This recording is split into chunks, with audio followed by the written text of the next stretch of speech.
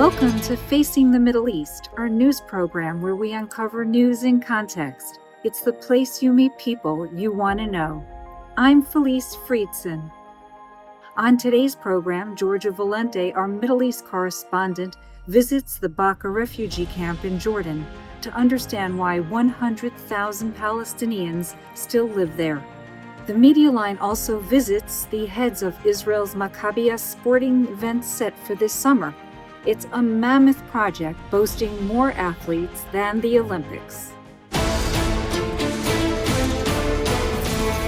But first, I speak with Ilan and Merav Gilboa-Dalal about their very brave son Guy, who is still being held in Gaza more than 500 days. His parents tell the Media Line that they are his voice to the world.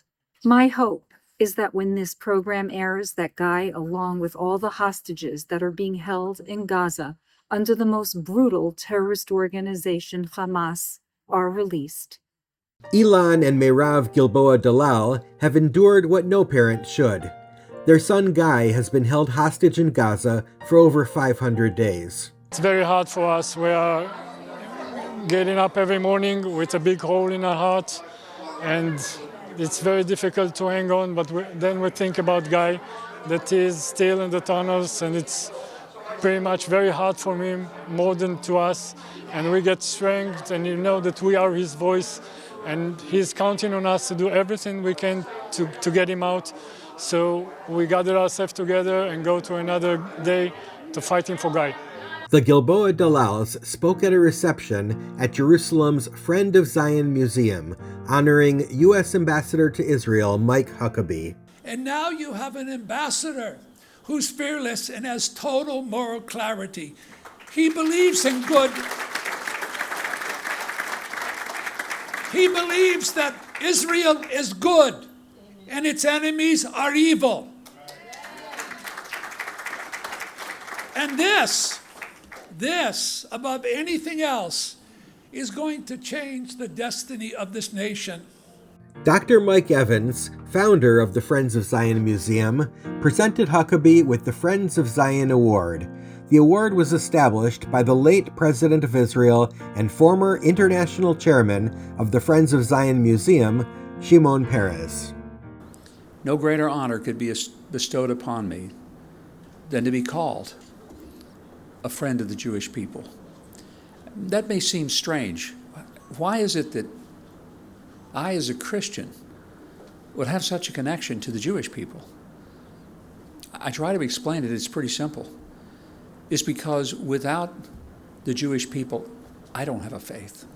In his remarks, Ambassador Huckabee spoke about Guy Gilboa-Dalal and expressed solidarity with his family.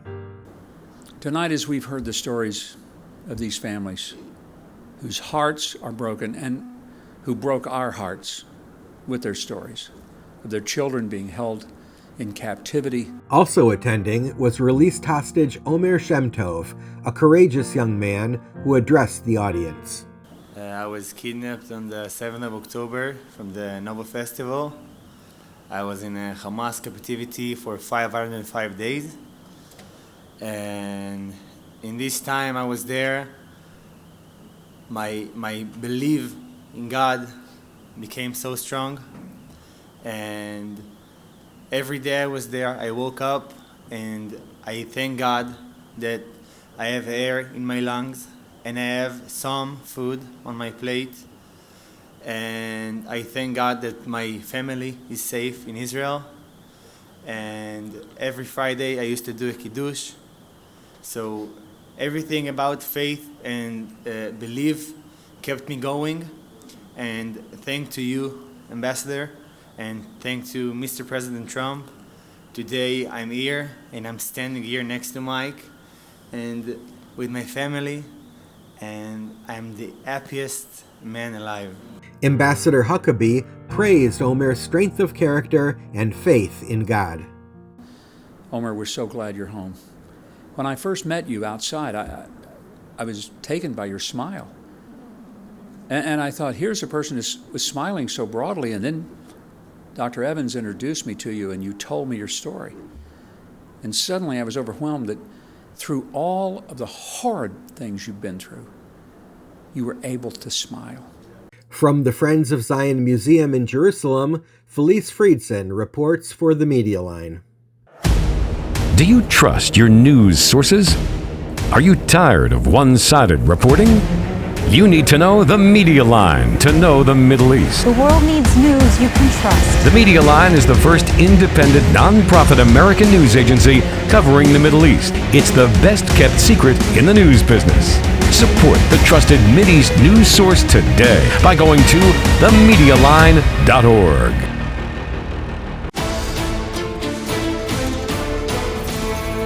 Just 20 kilometers away from Amman lies Baqaa Refugee Camp, the biggest Palestinian camp in Jordan, with over a population of 100,000 people, coming mostly from the second wave of Palestinian displacements that happened in 1967.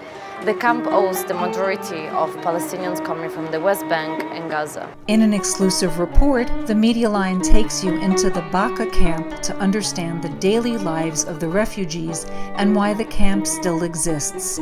الحياة في المخيم تتعارض مع هاي الأبعاد الثلاث. Baqaa camp is not just a humanitarian issue, it's a political one. The camp represents the unresolved Palestinian question and the ongoing denial of the right of return. Refugees are not living with dignity, and basic services continue to deteriorate. The situation in the camp is tough. There's unemployment, a lack of opportunities, and high population density. All of this fuels poverty and frustration. Still, many people choose to stay because they feel a strong sense of belonging, hold on to memories, and fear that leaving might mean giving up on their cause. Generations have now grown up knowing no other home, yet still find themselves without citizenship or rights. Political activist and camp resident Mohammed Shafut describes the daily consequences.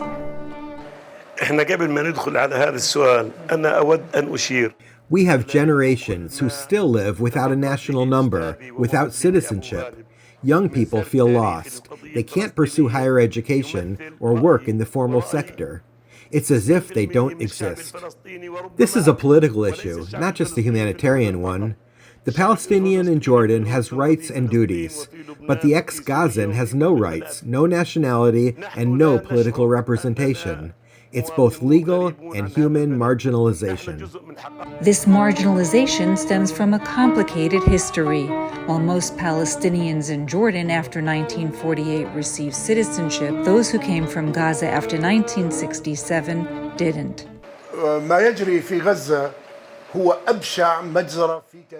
After the 1967 war, Palestinians were considered part of the Jordanian social fabric.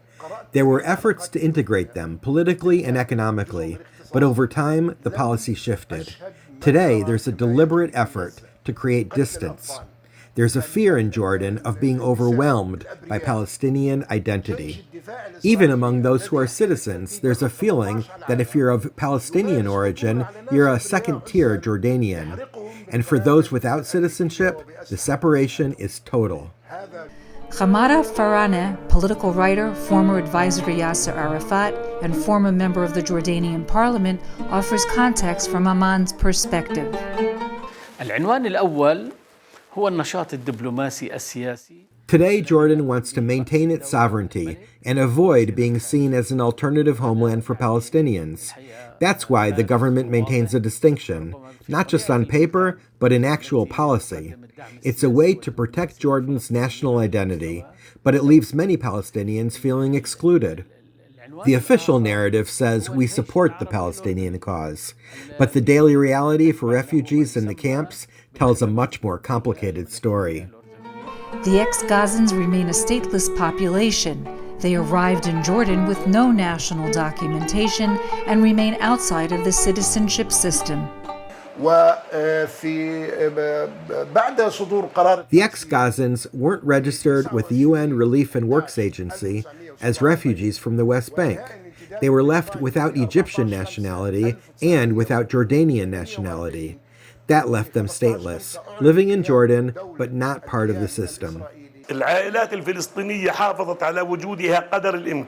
The ex-Gazan can't own land, can't vote, can't work in the government, and is deprived of many basic rights. And despite all this, many still say, we are Palestinian, and we will not give up our identity. UNRWA, the UN Agency for Palestinian Refugees, provides basic services in camps like Baqaa, but its future is increasingly uncertain. UNRWA was created to serve the refugees until they could return, but now its role is shrinking. Funding cuts are hitting education, healthcare, and sanitation. People feel abandoned, especially the younger generation. Political life inside Baqaa reflects broader shifts. For decades, the Muslim Brotherhood was one of the few actors providing services, but things have changed. The Muslim Brotherhood played a major role in the camp, especially in education and charity. They stepped in to fill the gap left by official institutions. But today, political awareness has shifted. People are critical of everyone, the PA, Hamas, and the traditional parties. Young people feel disconnected. We don't have the authority to resolve these legal issues in the host countries. The situation of the ex-Gazans is complicated. We've raised it many times, but without cooperation from Jordan and the international community, we're stuck. We're trying to preserve the rights of the refugees, but our hands are tied. We can't offer citizenship, and we're not allowed to operate freely in the diaspora.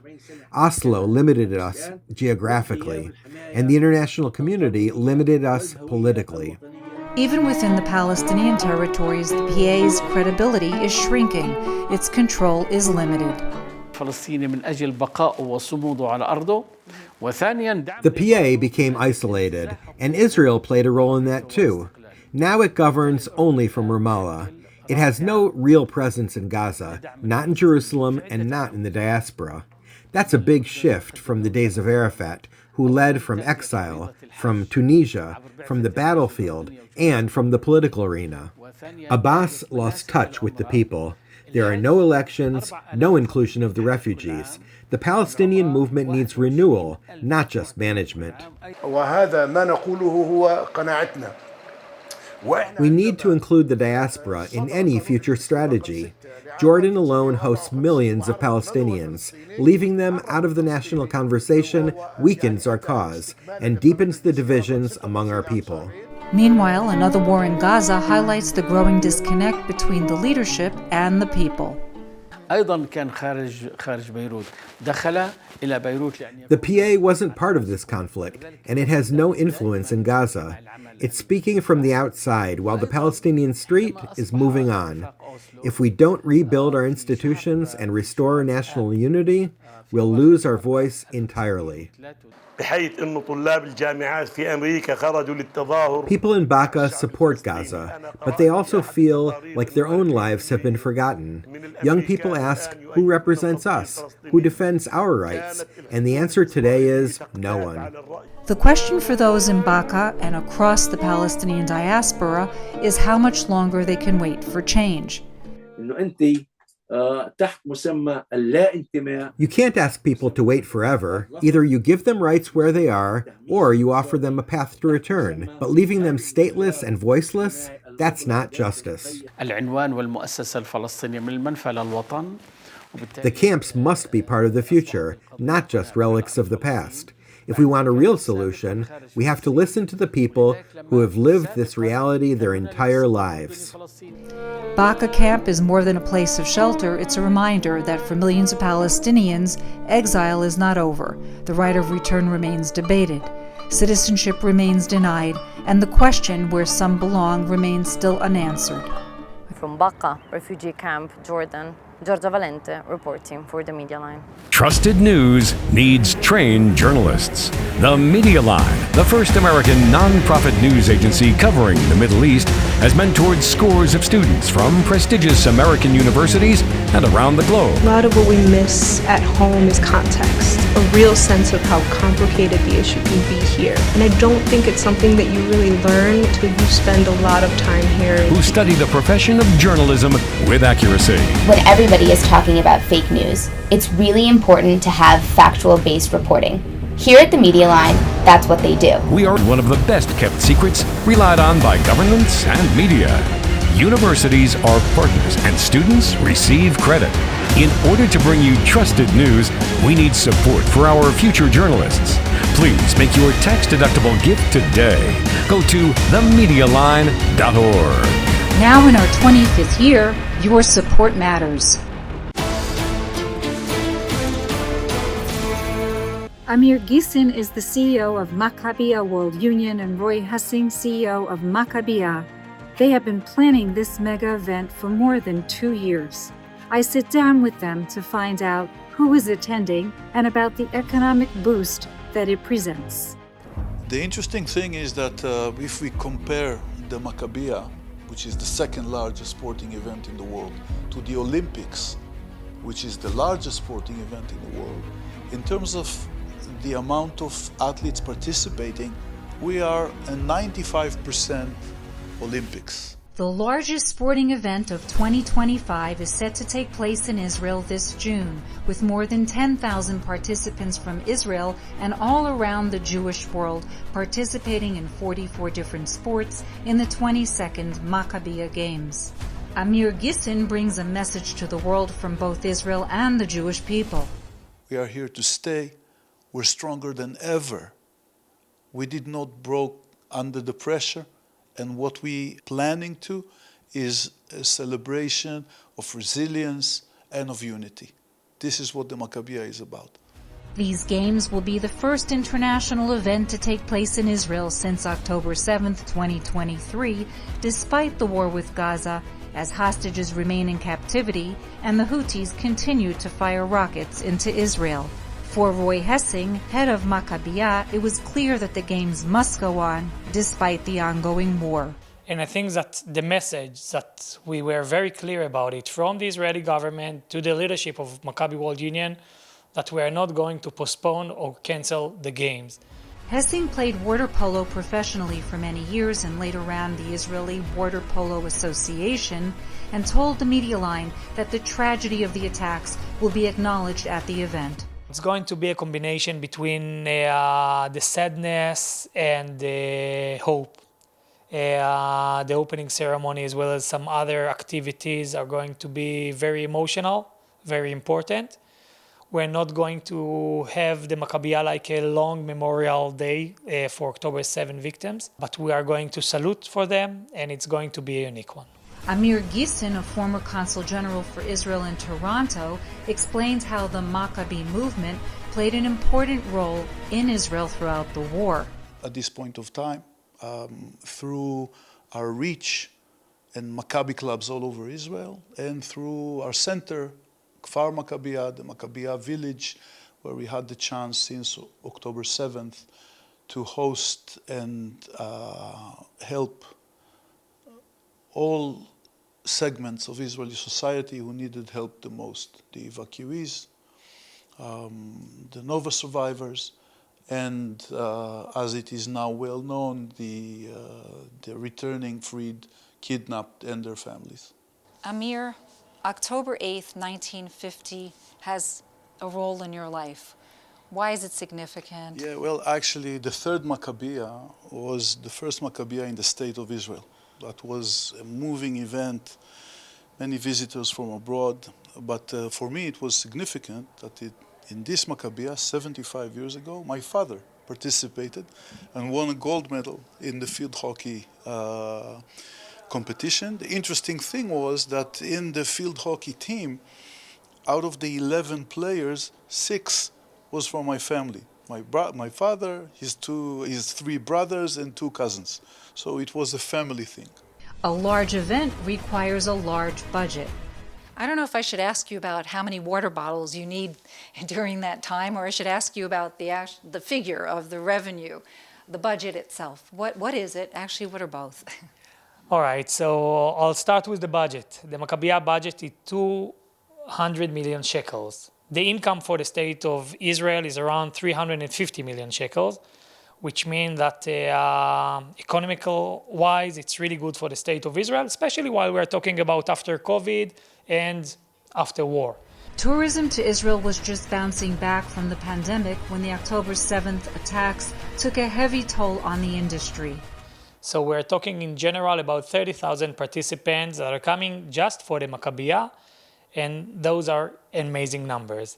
And if you try to book a bed from July 1st until July 22nd, you won't be able to find a lot of space in Israel. Doesn't matter where you are going to try to find. It means that the entire country become the Olympic Village.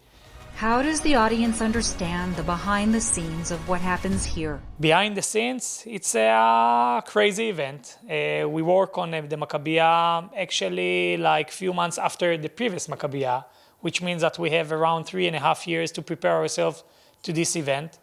From the Israeli government to the different municipalities, from hiring so many employees and having many people are coming to be volunteers at the Maccabiah. The war is not over. What do you do to protect everyone? I do believe that when we look at the big picture, we Israelis, we live here. We're used to this situation. It's a society which is ready to deal with many situations. And when our guests are coming, we'll do our utmost to keep them safe. There's another significant year for you. Yeah. Well, the 9th Maccabiah, 1973, I was 10 years old. I just joined Maccabi Tza'ir. And I was testing to participate in the drills that was in the opening ceremony, and I was not accepted. So, big trauma. So I had to come back to the movement on the bigger and higher positions. So this is what I do right now, trying to fix the trauma of the 9th Maccabiah. Despite the rise in global anti-Semitism, Maccabi hasn't seen decreased interest in participation in the event. So there are many small communities that we want to give them the opportunity to compete at the Maccabiah because, if you are coming from the Jewish community in Serbia, for example, or, Paraguay, which the communities there are very small, but you want to play football or basketball or whatever, we've changed a little bit the regulation, and all of a sudden they can be a combined team representing the world. It will be called M25. On behalf of the Israeli delegation, it's open to each and every Israeli that have an Israeli ID. It means that around 10% of the Israeli delegation are not Jews, and it is amazing for us because we want to live in a place that at the football national team, we have all the Israelis, from Druze to Arabs to Muslims, and of course to Israelis and Jews. So we are very proud that the Maccabiah is open for all the Israelis and of course to the Jews from around the world by the law of return. And again, my dream is to speak only about sport and joy and hope and to forget about the war. Nothing will stop the Maccabiah. Nothing will make us go backwards and say, no, actually let's postpone or let's cancel. That will not happen. The Maccabiah is going to take place here in Israel. We're going to have 10,000 athletes marching in Teddy Stadium in Jerusalem. And I think that that will be the best message that we can send the world. From the Maccabi World Union headquarters, Felice Friedson reporting for the Media Line. Thank you for joining us on this edition of Facing the Middle East, where we unlock the hidden truths of the world's most contentious region. We encourage you to read and share our stories, produced by our veteran journalists throughout the Middle East, and to learn more about what journalism truly is. Go to themedialine.org for news you need to know and trust. Do you trust your news sources? Are you tired of one-sided reporting? You need to know the Media Line to know the Middle East. The world needs news you can trust. The Media Line's reporters are in the streets of Cairo, Jerusalem, Ramallah, and Sana'a, bringing you stories in context which shape your views and decisions. The Media Line is the first independent, non-profit American news agency covering the Middle East. It's the best-kept secret in the news business. Discover for yourself why the Media Line is relied upon by government officials and media outlets worldwide. Bringing you the stories which impact your lives. Support the trusted Mideast news source today by going to themedialine.org. You need to know the Media Line to know the Middle East. Now in our 25th year, your support matters.